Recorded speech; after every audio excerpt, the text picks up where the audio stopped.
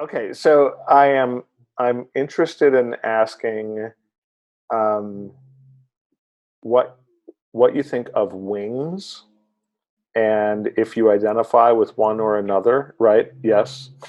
Well, and here's one of the reasons I'm asking, because so you're the third person who I've had this dialogue with, and going to edit it and share it with the staff.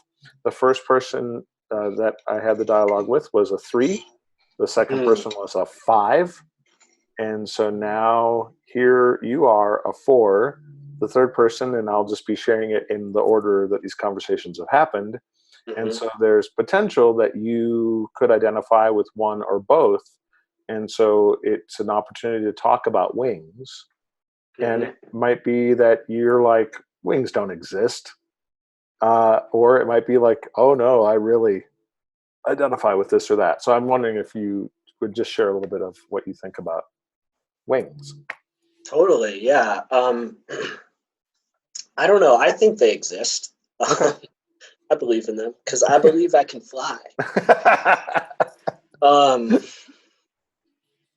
yeah, I feel like I've seen wings in my own life. What I've seen, I forget who it is who talks about wings in this way. It may be Richard Rohr, who talked about how it's pretty common for early in your life for you to have lean pretty heavily on one wing and then later in your life kind of equally develop both and develop that other one. Yes, that's Richard And Rohr. yeah, and that has been my experience. Oh, okay. Earlier on in my life, it was definitely 5. I had a 5 wing. Ah, I loved academics. okay. In fact, I originally, before I decided to become a pastor, I was pursuing getting a PhD and becoming a professor. And Hmm. so that was kind of how I studied. Like, I wound up deciding to become a pastor. I ended up coming out, all Hmm. because I like studied them. So I'd take my feelings and then I would study them Yeah. academically and try to figure things out. I think it's one of the reasons why 4s are really attracted to psychology, Hmm. um, is that we want to figure it out. So I had a pretty strong 5 wing, and I remember when I was younger, I didn't have as much of a desire to. I found being normal more repugnant than I do now. I don't know how else to put that. I didn't feel as now I feel like I definitely have more of a 3 wing, especially professionally. Like I Uh, just have greater respect. yeah. I understand the practicality of communicating with people in a way that they will understand. Hmm. Hmm. And I understand and respect kind of the things that people value. Even when I don't agree with them, I just have a greater degree of respect for those things. Yeah. Um, Okay. So a couple questions come to mind that I'm kind of curious to see your thoughts on. Um, Earlier in life, with having that 5 wing, uh, how when as you started gaining the language of the Enneagram, um, how did you decide between um, I'm a 4 with a 5 wing versus I'm a 5 with a 4 wing? Um, One of the ways that we've talked about a little bit with the staff is about like one, your number, your type is about your core motivations, whereas the other pieces are more like behaviors. I don't know if mm, that's language that is helpful to you, but I'd be curious to know, like, how did you come to this conclusion that, oh no, I am this with a wing of that? yeah, I think it was just because there's a lot of things about 5s that fit me, particularly when I was younger. Um, I think that one of the reasons why I'm confident I'm a 4 is knowing other 5s. Um, and then I think the other thing for me was really just that the five hits some of my behaviors, like you said. Mm-hmm. But there's a way in which, when I learned about envy, for instance, that envy is the passion of fours, like that hit me. That Yeah. hit me right here, and in a way where I was like, "Whoa, who? What?" Like Yeah. at first, no, I'm not. But then, like, whoa, like how? Who told you that? Like, how did you know that? Mm-hmm. Um, it was just a process of like learning. The more that I've learned about fours, I guess the more that it's resonated. So then that passion for fours of envy, which is based on the feeling that you're missing something, that really connected with you. Whereas the passion of the five, the avarice, the greed for knowledge was like, well, yeah, I value this, but that's not my passion. Okay. Right. Yeah, that makes sense. And when I think about the things that are really problematic, but like the patterns in my life that have caused me and the people I love the most grief, it's not avarice. It's this tendency of mine to like always be finding the thing that's missing and to fixate on Hmm. that. Yeah. Which is kind of how I would explain how the envy feels, is rather than jealousy, it's that I'm always aware of what's missing and I choose to focus on that. Or I don't choose. I kind of Yeah. I'm innately very aware of what that is. Yeah. Yeah. All right. Okay. Um, wow. Yeah, that's yeah, it's super powerful. Okay. And so then there's this other thing, which is um, since you mentioned the three and kind of gaining the three wing kind of in the second half of life. That's how Richard Rohr kind of talks about it. Second half Mm. of life not being a chronological thing, but more like a maturity thing. Mm-hmm. As you mature, then you gain this second wing. And the thing that's Mm-hmm. kind of interesting to me when I think about the fours is that this idea of stances. And so um, both the nine, where I identify, and the four and the five are all in the withdrawing stance. Um, and the kind of descriptor there is that we it's not that we have less energy, but that we spend a lot of energy internally, maybe, or it's the withdrawing stance. But the three is in the aggressive stance. They're the stance that puts a lot of energy out into the world.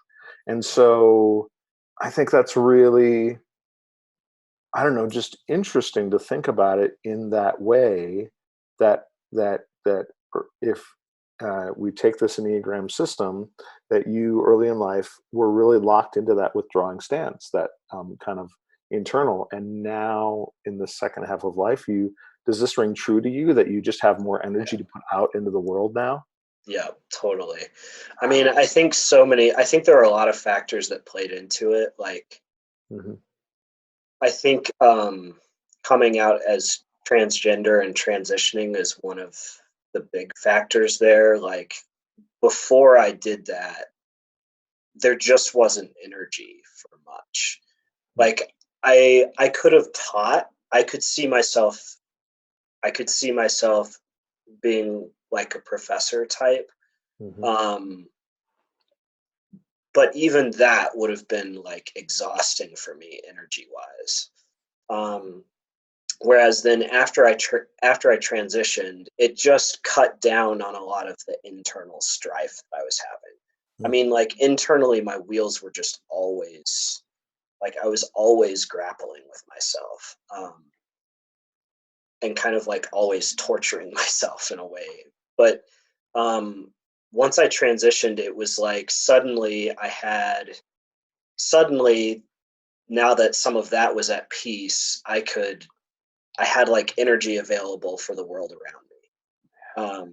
And it's part of being like healthy too. And part of like the high path of the one as well is that suddenly I gained this ability to be more objective and to put energy out there and to be assertive when I needed to be, um, on my good days. Um, I, and it's like I couldn't have become a pastor if I hadn't have been developing that 3 wing, because otherwise it was just, I would have no energy for that.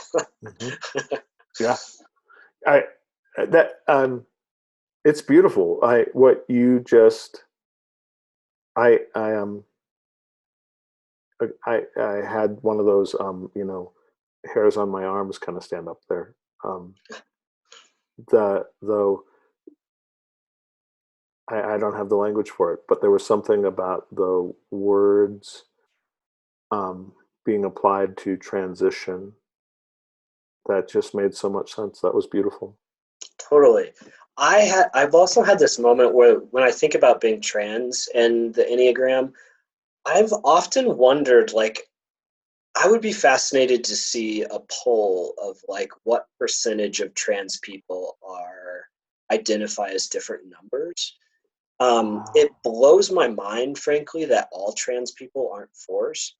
Um, because our wound is Yeah, not being seen and understood for who we are.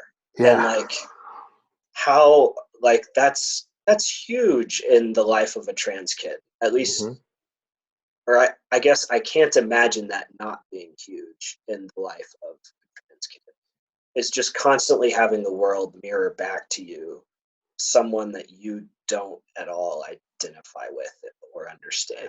I mean, I have met other trans people who are fours, but I've also met plenty of trans people who are other numbers. So it just goes to show that my own experience of my gender, even though I'm trans, isn't someone else's. right. Yeah. How has this language of the Enneagram helped you have more compassion for yourself? Um, I think it's helped me have compassion for myself in that it's made me aware of some of the self-defeating practices that I not practices, more thought patterns. Mhm. The self-defeating like emotional stances that I tend to have. And because I'm aware of those, or at least I'm more aware of them now, I can choose to disengage them at times, which is really helpful. Fours, we have a tendency to be more self-hating than the other types. Um, and it's helpful for me to know that so that I can kind of call myself out on it. And Mhm. I used to think that, I think before I learned much about the Enneagram, I used to be afraid of losing my self hatred because I thought that would cause me to be too slack, and that then I would basically have no discipline. Mhm. Like I thought that there was this correlation between shame and performing well, and that if I let go of the shame, that then I wouldn't have any motivation to be disciplined at whatever. Yeah. Um, and I think learning more about the Enneagram and about fours has helped me let go of that and recognize that I'm still going to fall into that all the time, but at least I know intellectually that that's not true. Um, and at least I can even experiment with myself and saying, well, if I have a vice, it's actually tending to go too far down that road and becoming so self-hating that I've paralyzed myself and I can't. Yeah. It's not improving me; it's making me much worse. Um, and knowing that I have that tendency means that I can say, like, maybe I can let go of the shame a little bit and hmm trust that I'm not going to become shameless all of a sudden. Like it's Right. just not in my makeup. It's not what I'm going to do, or Yeah. it's not going to be who I become. hmm Cool. All right. So that's been how it's given me a little bit of compassion. Also, the message, the healing message, it's been hmm helpful for me to like give myself that message. Um, that's been really helpful. So your healing message is you are seen for who you are. How do you give that to yourself? I surround myself with people, or I nurture the relationships that give me that sense that Mm-hmm. I'm seen and understood for who I am. And I cultivate practices that help me feel seen and understood for who I am. So for me, like writing is one of those. Um, Journaling, preaching Mm-hmm. is even. I mean, hopefully, I'm not just communicating who I am when I preach, but it's a means Right. of expression. Yeah. Um, and so those things are helpful. Cool. Okay. Um, so let me ask the expanded version of that question. How has the Enneagram given you more compassion for others? How has it helped you kind of be in this world with these other types? Hmm. It's helped so much. Okay. It's helped me understand that other people are coming from different. That when people do things, they're not actually. I think frequently when we get frustrated with people, it's because we have a schema of, well, if I were them, this is why I would have done the thing that they just did. But the problem with that schema is that you're not them and they're not Mm-hmm. you. Mm-hmm. And so the reason that they just did that thing is probably not the reason why, if you were them, you would have done that thing. And Yeah. so even if you would have done that to make someone angry, or because you don't have respect for someone, or because fill in the blank, Mm-hmm. the reason why they just did that might be that they're afraid, or that they're angry, or that they're dealing with shame. They might be coming at it from a completely different perspective than yours. And so it's been really helpful for me to learn not just that people are coming from things from a different perspective, but also like what that perspective looks like. Like Yeah. learning about the wounds of the other types is really Mm-hmm. helpful to me, Yeah. because it helps me see like, oh, you're not just a jerk, you're like afraid of being betrayed. Yeah. Yes. Yes. Yeah. Like Yeah. you have this anger not because you're just mean by nature, but because you've experienced your life in a way that's fundamentally different from how I've experienced mine. Mm-hmm. Um, and like, here's the soft side of you that I didn't know about and that you never would have told me about.